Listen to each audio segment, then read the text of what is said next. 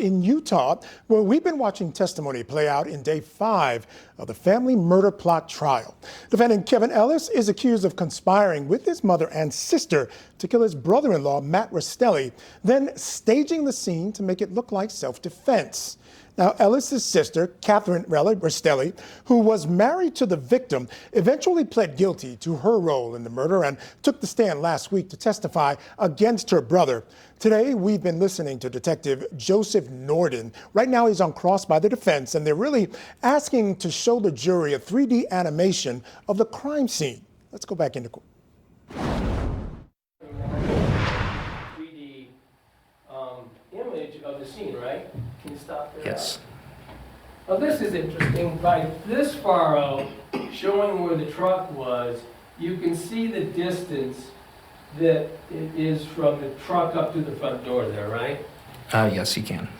So we're going to talk about a timeline. We know that when you do the investigation, you get some pretty good information that helps you with a basic timeline pretty quickly, right? Yes, that's correct. You get, thanks to one neighbor, you get this, the security camera footage we saw of the truck arriving. Correct. And right up to when it parked, I think the idea is within a minute, one way or the other, of 10:06. Yes, that's correct. And I say one way or the other, correct me if I'm wrong on this too, because I might have misheard, but the witness who testified, Kruger's who had the security camera, right? Yes, sir. He testified how the time stamp on that works. It's not exact to the second, right? I believe he testified that there was, no second marker on it. It just went from 1 minute to the next. Okay. So we've got a little bit of a minute wiggle room in his timestamp, fair to say? A little bit, yeah. So somewhere between 10:06 and 10:07. Okay. So we have 60 seconds.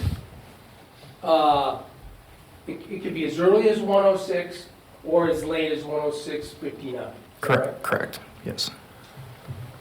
Now, we don't know. We weren't there. There's not a video of it, but it's it just can't take more than 10 seconds to walk up to that door, right? If someone was exiting that truck and walking straight up to the door without stopping to do anything else, then I believe 10 seconds would be reasonable, yes. I mean, that's the outside. Can we agree that it just can't take more than 10 seconds, right? Correct, unless... I mean, you walked it. You could have gone back and walked it immediately if the seconds mattered to this investigation. Anyone could just go walk up there and tell someone else, right? Yes. And knowing what we know now, not then, but what we know now, there's no reason to believe that Matt had any expectation other than he was going to walk through that door. Based on the phone calls that Kate recorded, that's what it did sound like, that Matt was going to pull up and then enter the residence, yes. Okay, so we have this rough, somewhere between 10:06, 10 seconds, and 10:06, or 10:07, 10 seconds, period of time that we have at the front of a timeline. Agreed? Yeah, sure, yes. Then, what you do know is obviously shots get fired, and Yes. that's heard by the neighbor, the Laneys, right? Correct. Then ultimately we have a 911 call to the Laneys. From the ladies, yes. Sorry, from the Laneys, to dispatch. Yes. And you've got the time for that timeline? Yes, I do. What was that? That was 10:09 p.m. 10:09 in what seconds? I would have to refresh my recollection, tell you the Would you look at seconds. that? Yes. It says it on the, you can hear it when the dispatch tape starts, right? It says in a computer voice, like 10:09:15 or something like that, right?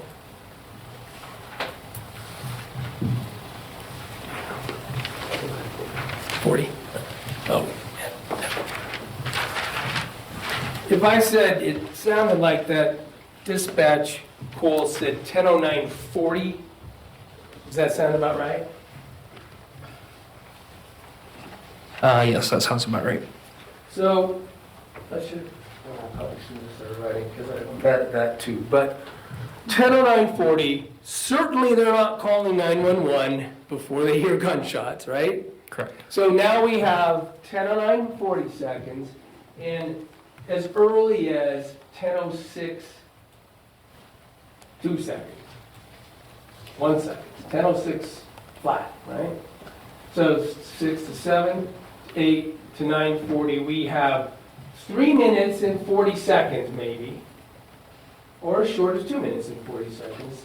We don't know, based on the neighbor's security camera, between when Matt arrives and when Matt gets shot, right? Correct. Okay.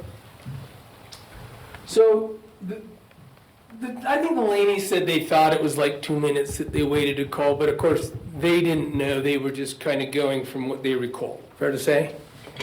That's correct, yes. So, the ladies clearly had some time pass before they dialed 911. But in those maybe 3 minutes and 40 seconds of time that we have in there, even if they were correct about calling 2 minutes after they heard the shots, there's a good 90 seconds unaccounted for. Can we agree? Potentially. Potentially, yes, sir. So 90 seconds. So sounds like we have some evidence at that point that shots happened pretty quickly in terms of, it wasn't 5 minutes and it wasn't 10 minutes. It was almost maybe as much as almost 4.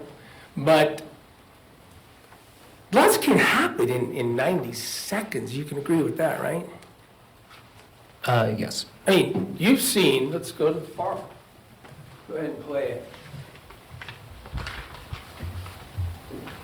I never looked, by the way. Yeah, down in the right corner of the faro, there's actually a counter.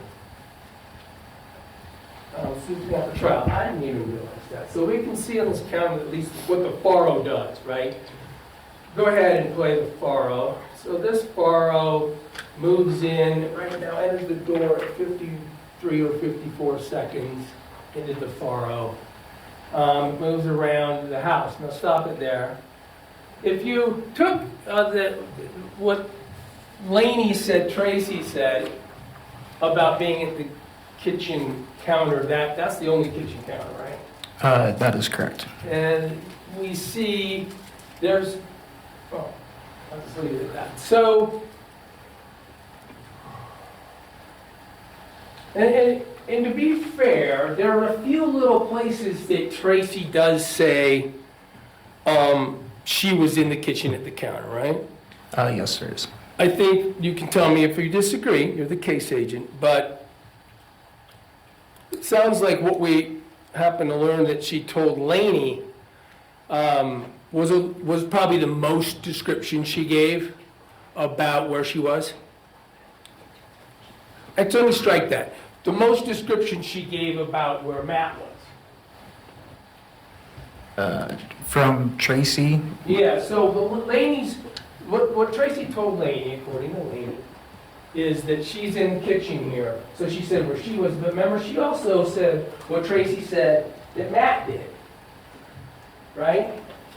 Matt came in and went around the fireplace side and came into the kitchen area. Remember Laney saying that here? Yes, that's what Miss Laney said. Miss Laney said that Tracy said. Correct. When Tracy had a few other statements, like the interview at the police station, Tracy said she was in the kitchen there as well, right? She did, yes. And that she saw Matt. Yes. But ultimately, nobody ever unpacked that with her as to, okay, like, where did you see Matt? Where did Matt walk around? Where did he come, from the left or the right? No one ever asked Tracy any of that, right? I do not believe so. Okay. So look, we can continue on the black room.